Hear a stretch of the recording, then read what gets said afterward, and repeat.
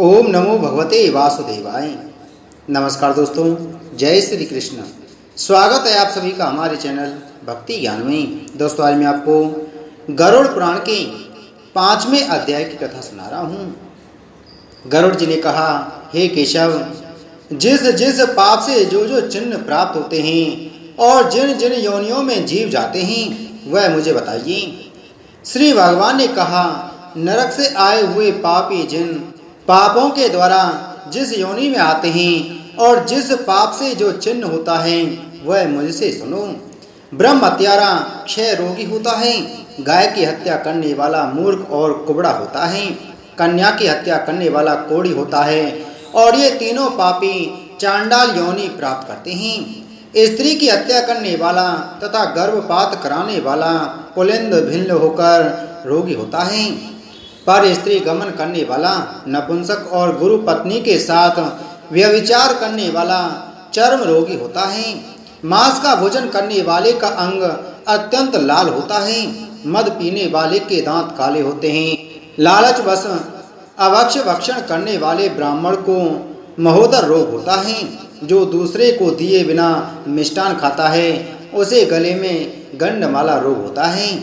श्राद्ध में अपवित्र अन्न देने वाला श्वेत कुष्ठी होता है। गर्व से गुरु का अपमान करने वाला मनुष्य मृगी का रोगी होता है। वेद शास्त्र की निंदा करने वाला निश्चित ही पांडु रोगी होता है। झूठी गवाही देने वाला गूंगा, पंक्ति वेद करने वाला काना, विवाह में विघ्न करने वाला व्यक्ति, ओष्ठ रहित और पुस्तक चुराने वाला जन्मांध होता है। गाय और ब्राह्मण को पैर से मारने वाला लूला लंगड़ा होता है। झूठ बोलने वाला हकला कर बोलता है तथा झूठी बात सुनने वाला बहरा होता है। विष देने वाला मूर्ख और उन्मत्त, पागल तथा आग लगाने वाला खलवाट गंजा होता है। फल मांस बेचने वाला अभागा और दूसरे का मांस खाने वाला रोगी होता है। रत्नों का अपहरण करने वाला हीन जाति में उत्पन्न होता है। सोना चुराने वाला नख रोगी और अन्य धातुओं को चुराने वाला निर्धन होता है। अन्न चुराने वाला चूहा और धान चुराने वाला सलव टिड्डी होता है। जल की चोरी करने वाला चातक और विष का व्यवहार करने वाला वृश्चिक बिच्छू होता है। शाक पात चुराने वाला मयूर होता है। शुभ गंध वाली वस्तुओं को चुराने वाला छुचुंदर होता है। मधु चुराने वाला डांस, मांस चुराने वाला गीद और नमक चुराने वाला चींटी होता है। तांबूल फल तथा पुष्प आदि की चोरी करने वाला वन में बंदर होता है। जूता घास तथा कपास को चुराने वाला भेड़ योनि में उत्पन्न होता है। जो रौद्र कर्मों क्रूर कर्मों से आजीविका चलाने वाला है, मार्ग में यात्रियों को लुटता है। और जो आखेट का व्यसन रखने वाला वह कसाई के घर का बकरा होता है। विष पीकर मरने वाला पर्वत पर काला नाग होता है। जिसका स्वभाव अमर्यादित है वह निर्जन वन में हाथी होता है।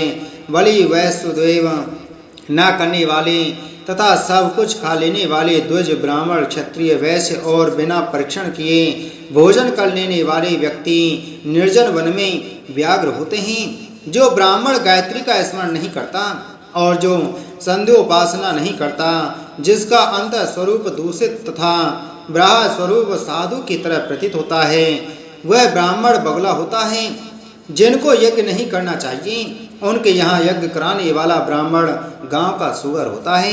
क्षमता से अधिक यज्ञ कराने वाला गर्दभ तथा बिना आमंत्रण के भोजन करने वाला कौवा होता है। जो सत्पात्र शिष्य को विद्या नहीं प्रदान करता वह ब्राह्मण बैल होता है। गुरु की सेवा न करने वाला शिष्य बैल और गधा होता है। गुरु के प्रति अपमान के तात्पर्य से हूँ या तू शब्दों का उच्चारण करने वाला और वाद विवादों में ब्राह्मण को पराजित करने वाला जल विहीन अरण्य में ब्रह्म राक्षस होता है। प्रतिज्ञा करके द्विज को दान न देने वाला सियार होता है। सत्पुरुषों का अनादर करने वाला व्यक्ति अग्निमुख सियार होता है। मित्र से धोखा करने वाला पर्वत का गीध होता है और क्रय में धोखा देने वाला उल्लू होता है। वर्णाश्रम की निंदा करने वाला वन में कपोत होता है। आशा को तोड़ने वाला और स्नेह को नष्ट करने वाला, द्वेषवश स्त्री का परित्याग कर देने वाला बहुत काल तक चक्रवाक चकोर होता है।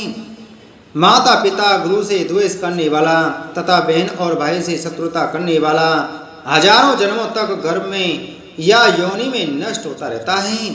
सास ससुर को अशब्द करने वाली स्त्री तथा नित्य कलह करने वाली स्त्री जलों का अर्थात जल जोक होती है और पति की वत्सरना करने वाली नारी जू होती है।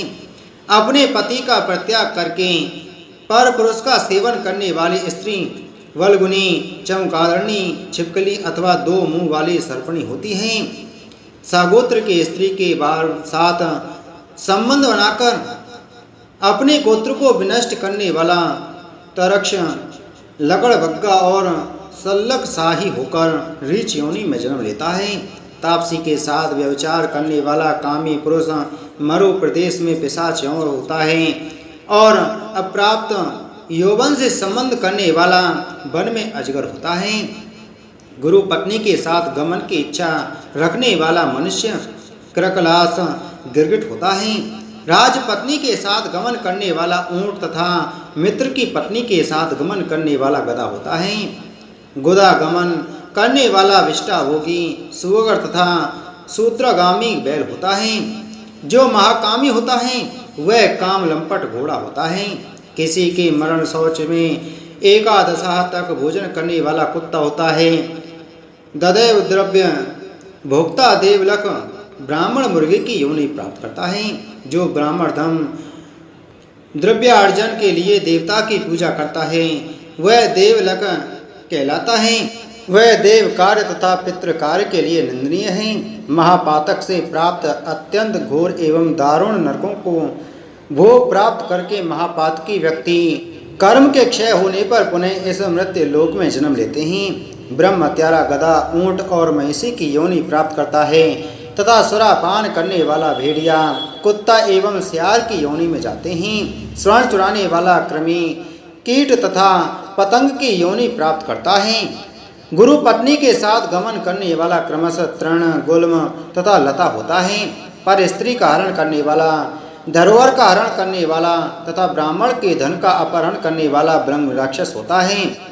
ब्राह्मण का धन कपट स्नेह से खाने वाला 7 पीढ़ियों तक अपने कुल का विनाश करता है और बलात्कार तथा चोरी के द्वारा खाने पर जब तक चंद्रमा और तारकों की स्थिति होती है तब तक वह अपने कुल को जलाता है। लोहे और पत्थरों के चूर्ण तथा विष को व्यक्ति पचा सकता है, पर तीनों लोकों में ऐसा कौन व्यक्ति है जो ब्रह्मस्व ब्राह्मण के धन को पचा सकता है। ब्राह्मण के धन से पोषित की गई सेना तथा वाहन युद्ध काल में बालू से बने सेतु बांध के समान नष्ट भ्रष्ट हो जाते हैं। देव द्रव्य का उपभोग करने से अथवा ब्रह्म स्वरूप का हरण करने से, ब्राह्मण का अतिक्रमण करने से कुल पतित हो जाते हैं। अपने आश्रित वेद परायण ब्राह्मण को छोड़कर अन्य ब्राह्मण को दान देना ब्राह्मण का अतिक्रमण करना कहलाता है। वेद वेदांग के ज्ञान से रहित ब्राह्मण को छोड़ना अतिक्रमण नहीं कहलाता है, क्योंकि जलती हुई आग को छोड़कर भस्म में आहुति नहीं दी जाती। हे दाक्ष, ब्राह्मण का अतिक्रमण करने वाला व्यक्ति नरकों को भोगकर क्रमशः जन्मांध एवं दरिद्री होता है। वह कभी दाता नहीं बन सकता, अपितु याचक ही रहता है। अपने द्वारा दी हुई अथवा दूसरे द्वारा दी गई पृथ्वी को जो छीन लेता है वह 60,000 वर्षों तक विष्टा का कीड़ा होता है। जो स्वयं कुछ देकर पुनः स्वयं ले भी लेता है वह पापी एक कल्प तक नरक में रहता है।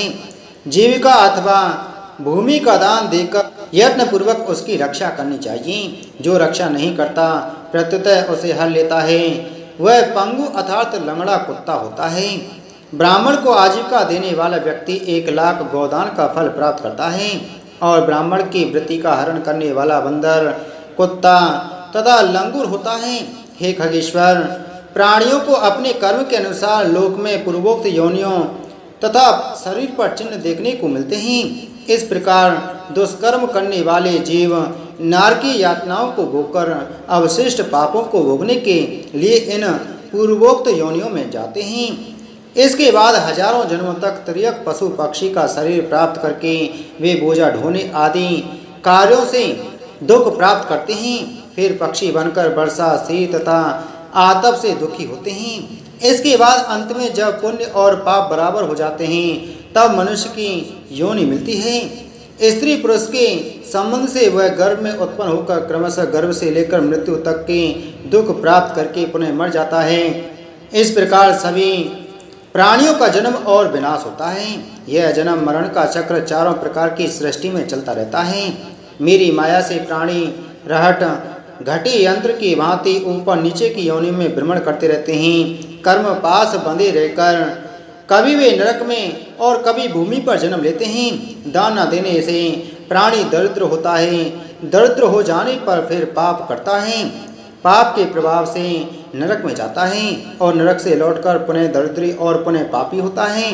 प्राणी के द्वारा किए गए शुभ और अशुभ कर्मों का फल भोग उसे अवश्य ही भोगना पड़ता है, क्योंकि सैकड़ों कल्पों के बीत जाने पर भी बिना भोग के कर्म फल का नाश नहीं होता। इस प्रकार गरुड़ पुराण के अंतर्गत सारोद्वार में पाप चिन्ह निरूपण नामक 5वां अध्याय पूर्ण हुआ। बोलो गरुड़ पुराण की जय। बोलो विष्णु भगवान की जय।